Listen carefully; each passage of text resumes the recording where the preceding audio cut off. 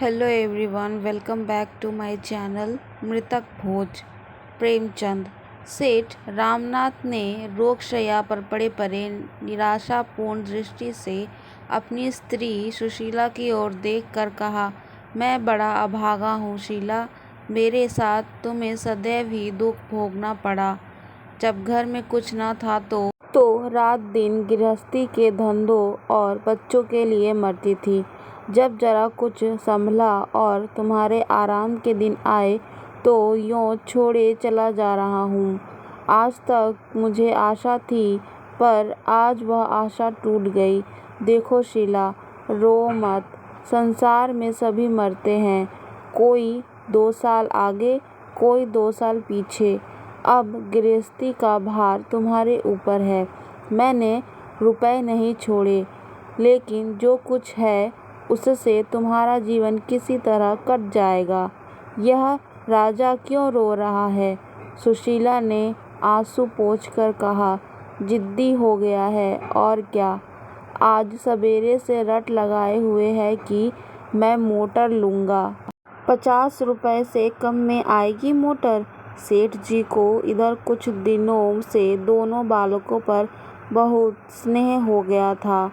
बोले तो मंगा दो ना एक। बेचारा कब से रो रहा है। क्या क्या अरमान दिल में थे, सब धूल में मिल गए। रानी के लिए विलायती गुड़िया भी मंगा दो। दूसरों के खिलौने देखकर तरसती रहती है।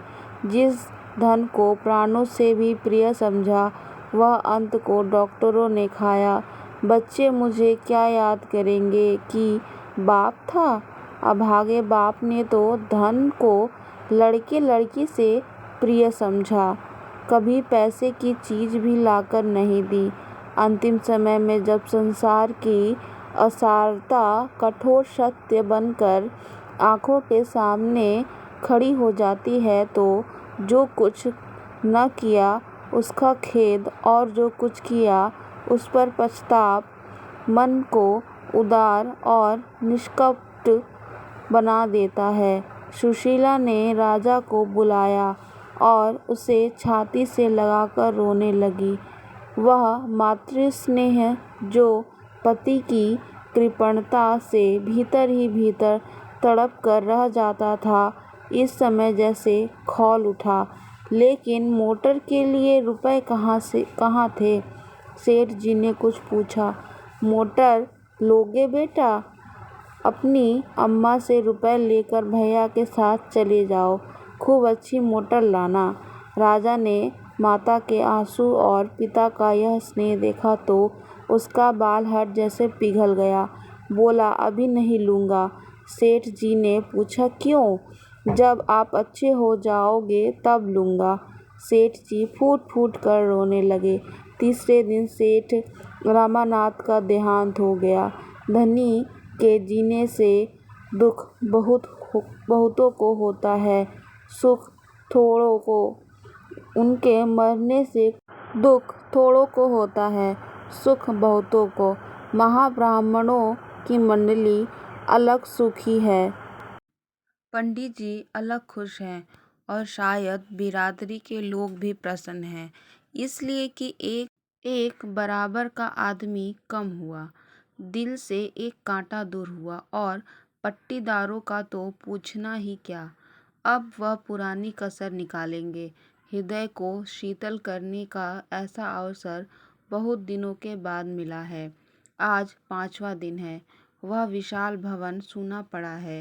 लड़के न रोते हैं न हंसते हैं, मन मारे माँ के पास बैठे हैं और विधवा भविष्य की अपार चिंताओं के भार से दबी हुई निर्जीव सी पड़ी है।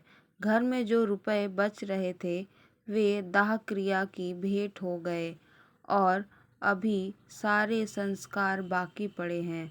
भगवान, कैसे बेड़ा पार लगेगा। किसी ने द्वार पर आवाज दी। महारा ने आकर सेठ धनीराम के आने की सूचना दी। दोनों बालक बाहर दौड़े। सुशीला का मन भी एक क्षण के लिए हरा हो गया। सेठ धनीराम बिरादरी के सरपंच थे। अबला का क्षुब्ध हृदय सेठ जी की इस कृपा से पुलकित हो उठा। आखिर बिरादरी के मुखिया हैं, ये लोग अनाथों की खोज खबर न ले तो कौन ले। धन्य हैं ये पुण्य आत्मा लोग जो मुसीबत में दिनों की रक्षा करते हैं। यह सोचती हुई सुशीला घूंघट निकाले बरोठे में आकर खड़ी हो गई। देखा तो धनीराम जी के अतिरिक्त और भी कई सज्जन खड़े हैं। धनीराम बोले, बहूजी, भाई रामनाथ की अकाल मृत्यु से हम लोगों को जितना दुख हुआ है वह हमारा दिल ही जानता है। अभी उनकी उम्र ही क्या थी, लेकिन भगवान की इच्छा। अब तो हमारा यही धर्म है कि ईश्वर पर भरोसा रखें और आगे के लिए कोई राह निकालें। काम ऐसा करना चाहिए कि घर की आबरू भी बनी रहे और भाईजी की आत्मा संतुष्ट भी हो। कुबेर दास ने सुशीला को कनखियों से देखते हुए कहा, मर्यादा बड़ी चीज है, उसकी रक्षा करना हमारा धर्म है, लेकिन कमली के बाहर पाँव निकालना भी तो उचित नहीं। कितने रुपए हैं तेरे पास बहू? क्या कहा? कुछ नहीं। सुशीला, घर में रुपए कहाँ हैं सेठ जी? जो थोड़े बहुत थे वह बीमारी में उठ गए। धनीराम, तो यह नई समस्या खड़ी हुई। ऐसी दशा में हमें क्या करना चाहिए कुबेरदास जी? कुबेरदास, जैसे हो भोज तो कराना ही पड़ेगा। हाँ, अपनी सामर्थ्य देखकर काम करना चाहिए। मैं कर्ज लेने को न कहूँगा। हाँ, घर में जितने रुपयों का प्रबंध हो सके उसमें हमें कोई कसर नहीं छोड़नी चाहिए।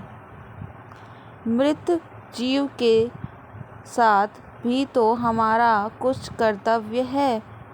अब तो वह फिर कभी न आएगा।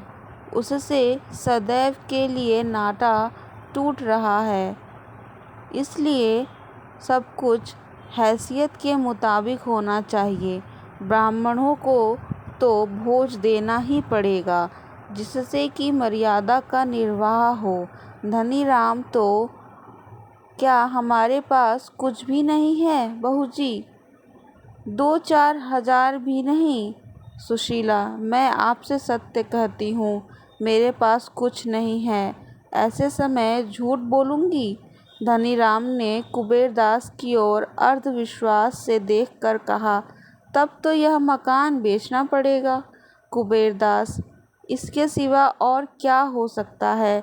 नाक कटाना तो अच्छा नहीं। रामनाथ का कितना नाम था, बिरादरी में स्तंभ थे। यही इस समय एक उपाय है। 10,000 रुपये मेरे आते हैं। सूद बट्टा लगाकर कोई 15,000 रुपये मेरे हो जाएंगे। बाकी भोज में खर्च हो जाएगा। अगर कुछ बच रहा तो बाल बच्चों के काम में आ जाएगा। धनीराम, आपके यहाँ कितने पर बंधक रखा था? कुबेरदास, 10,000 रुपये पर। रुपए सैकड़े सूद। धनीराम, मैंने तो कुछ कम सुना है। कुबेरदास, उसका तो रेहनानामा रखा है। जबानी बातचीत थोड़े ही है। मैं 2-4 हजार के लिए झूठ नहीं बोलूँगा। धनीराम, नहीं नहीं, यह मैं कब कहता हूँ। तो तूने सुन लिया बाई, पंचों की सलाह है कि मकान बेच दिया जाए। सुशीला का छोटा भाई संतलाल भी इसी समय आ पहुँचा। यह अंतिम वाक्य उसके कान में पड़ गया। बोल उठा, किस लिए मकान बेच दिया जाए? बिरादरी के भोज के लिए? बिरादरी तो खा पी कर रह लेगी, इन अनाथों की रक्षा कैसे होगी? उनके भविष्य के लिए भी तो कुछ सोचना चाहिए। धनीराम ने कोप भरी आंखों से देखकर कहा, आपको इन मामलों में टांग अड़ाने का कोई अधिकार नहीं। केवल भविष्य की चिंता करने से काम नहीं चलता। मृतक का पीछा भी किसी तरह सुधारना ही पड़ता है। आपका क्या बिगड़ेगा? हंसी तो हमारी होगी।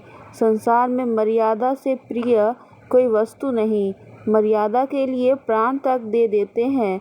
जब मर्यादा ही नहीं रही तो क्या रहा? अगर हमारी सलाह पूछोगे तो हम यही कहेंगे, आगे बाई का अख्तियार है, जैसे चाहे करे, पर हमसे कोई सरोकार न रहेगा। चलिए कुबेरदास जी चले। सुशीला ने भयभीत होकर कहा, भैया की बातों का विचार न कीजिए। इनकी तो यह आदत है। मैंने तो आपकी बात नहीं टाली। आप मेरे बड़े हैं। घर का हाल आपको मालूम है। मैं अपने स्वामी की आत्मा को दुखी करना नहीं चाहती, लेकिन जब उनके बच्चे ठोकरें खाएंगे